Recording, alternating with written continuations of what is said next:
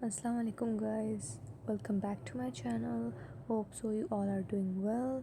So our today's lecture is structure of eye. What is structure of eye? As we all are familiar with कि आई का function क्या है, आई करती क्या है, हमारी जो सराउंडिंग है उस सब में जितनी भी चीज़ें हमारी आई उनको विजुलाइज करती है, उनको देखती है, तो हम देखते हैं आई का स्ट्रक्चर क्या है। ह्यूमन आई कंसिस्ट ऑफ क्या क्या कंसिस्ट करती है? Cornea, प्यूपिल, iris, lens and retina. What is the function of cornea? Cornea क्या है और इसका फंक्शन क्या है ये हम देखते हैं। कॉर्निया क्लियर कवरिंग होती है, आपके लेंस के ऊपर एक क्लियर कवरिंग, ट्रांसपेरेंट सी कवरिंग होती है जो कि प्रोटेक्ट करती है आपकी आइज़ को, ठीक है। And begins to focus the incoming light, और जो लाइट बाहर से आ रही होती है, जो डे लाइट या कोई भी लाइट की वेव्स होती हैं आ रही होती है, उसको फोकस करना शुरू करती है।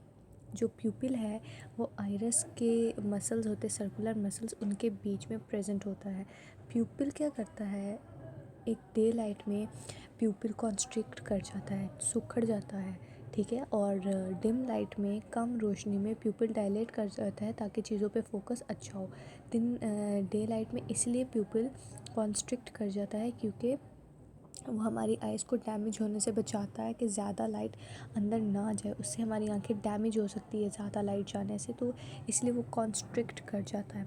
और डिम लाइट में ताकि चीज़ों पे फोकस भी अच्छा हो, और डिम लाइट में ये इसलिए डायलेट हो जाता है क्योंकि चीज़ों को उस टाइम हमारे पास इनसफिशिएंट लाइट होती है, तो इसलिए वो चीज़ों को अच्छी तरह फोकस करने के लिए इसलिए वो डायलेट हो जाता है। आइरस क्या है? सर्कुलर मसल्स हैं जो कि लाइट, जो जितनी लाइट हमारी आंख में एंटर हो रही है उसकी अमाउंट को कौन कंट्रोल करता है? आइरस कंट्रोल करता है। कितनी अमाउंट अंदर जानी चाहिए लाइट की, कितनी नहीं जानी चाहिए, इन सब चीज़ों को आइरस कंट्रोल करता है।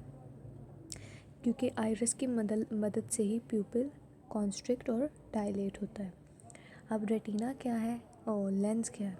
लेंस एक स्ट्रक्चर है जो कि फोकस करता है, जो लाइट आ रही होती है रेटिना के ऊपर पड़ रही होती है उसके ऊपर फोकस करता है ताकि क्लियर इमेज बने।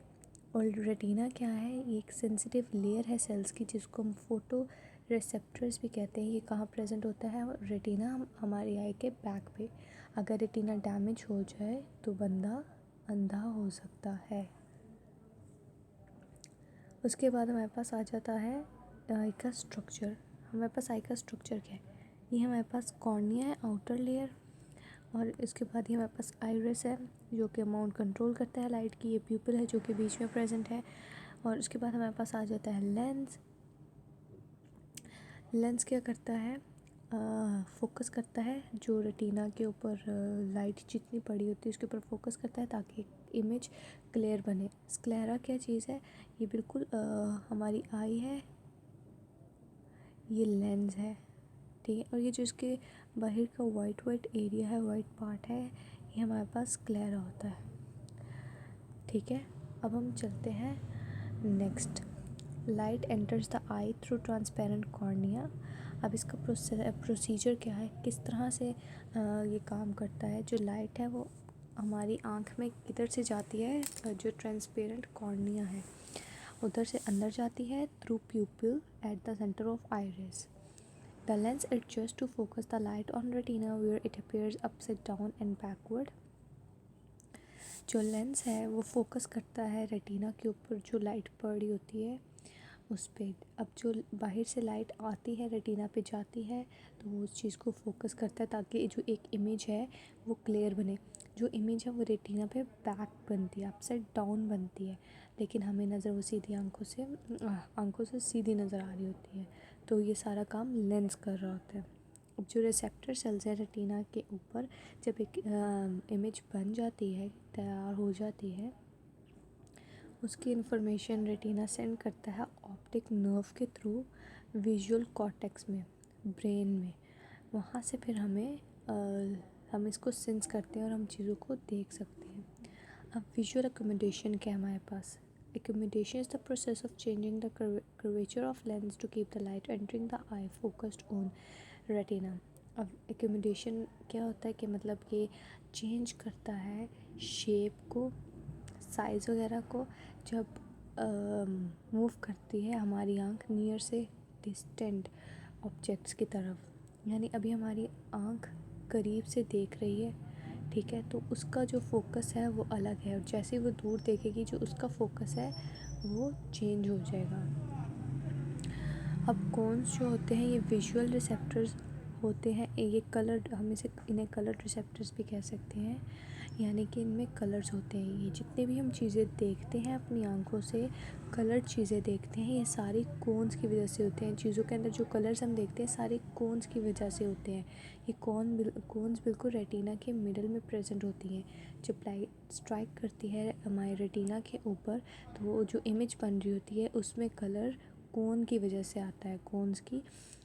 तो रोड्स जो होते हैं ये क्या होते हैं, ये डिम लाइट रिसेप्टर्स भी हम इन्हें कहते हैं, क्योंकि ये सिर्फ black and white colour produce करते हैं, इनके अंदर और कोई कलर नहीं होता।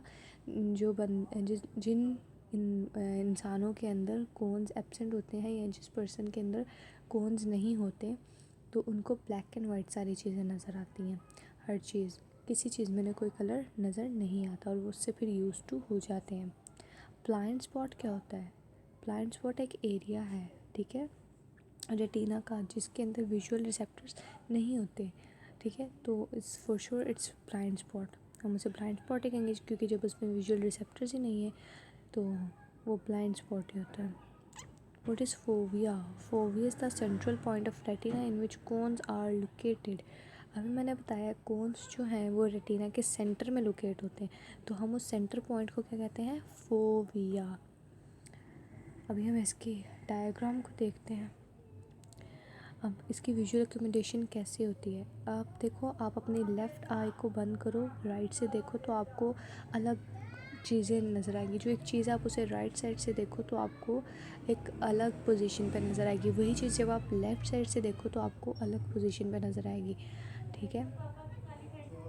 अब जो हमारी आई कैसे फोकस करती है, अब करीब से जब हम किसी चीज़ को देखते हैं, जो ये हमारे सिलरी मसल्स हमारे प्रेजेंट होते हैं तो वो कॉन्ट्रैक्ट कर जाते हैं, ठीक है। जो हमारा लेंस है वो स्फेरिकल शेप में आ जाता है, मतलब कि सर्कुलर शेप में आ जाता है ऐसा कहने। और जो सिलरी मसल्स है वो कॉन्ट्रैक्ट कर जाते हैं, ठीक है, ताकि हमारी जो सामने चीज़ है वो अच्छी तरह उसको फोकस कर सके और क्लियर इमेज उसकी बन सके, क्लियर इमेज दे सके। और जब हम किसी डिस्टेंट दूर किसी चीज़ को देखते हैं तो जो हमारे लेंस हैं वो फ्लैटेंड हो जाते हैं, सीधे, थोड़ा सा उनकी शेप थोड़ी चेंज हो जाती है, यानी फैल जाते हैं। और जो हमारे सिलरी मसल्स हैं वो इस टाइम रिलैक्स हो जाते हैं, बिल्कुल। तो ये हमारे पास आज का टॉपिक था, होप सो सबको समझ आया होगा, ठीक है। और मिलते हैं हम अपने नेक्स्ट लेक्चर में, तब तक के लिए अल्लाह हाफ़िज़।